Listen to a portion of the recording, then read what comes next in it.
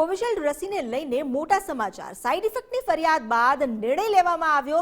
એસ્ટ્રાઝેનેકાએ Covishield પરત મંગાવી છે। રસીના ખરીદ અને વેચાણ પર પણ પ્રતિબંધ લગાવી દેવામાં આવ્યો છે।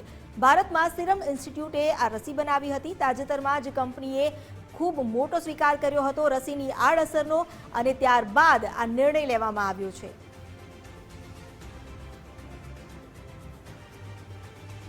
વધુ જાણકારી આપી રહ્યા છે સહયોગી વિજય દેસાઈ। જી વિજય।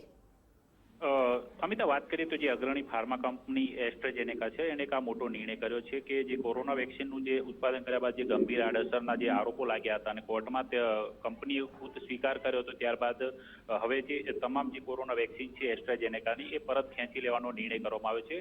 ભારતની અંદર પણ જે સિરમ ઇન્સ્ટિટ્યૂટ છે પુણે, તેના દ્વારા છે કોવિશિલ્ડ નામની જે આ એસ્ટ્રાઝેનેકાની વેક્સિનનું ઉત્પાદન કરવાનું હતું।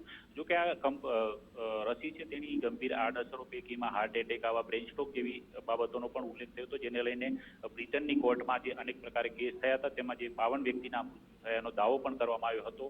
ત્યારબાદ કંપની સામે વળતરની માંગણી કરવામાં આવી હતી, ત્યારે કંપની જે સ્વીકાર કર્યો હતો। આખરે હવે આ કોઈ પણ પ્રકારની જે આ કોવિશિલ્ડ વેક્સિન છે તેને લઈને ખરીદ વેચાણ છે તે પણ નહીં થઈ શકે અને કંપનીએ જેટલી બી વેક્સિન જે બજારમાં ઉપલબ્ધ હતી તે પરત લેવાનો એક નિર્ણય કર્યો છે।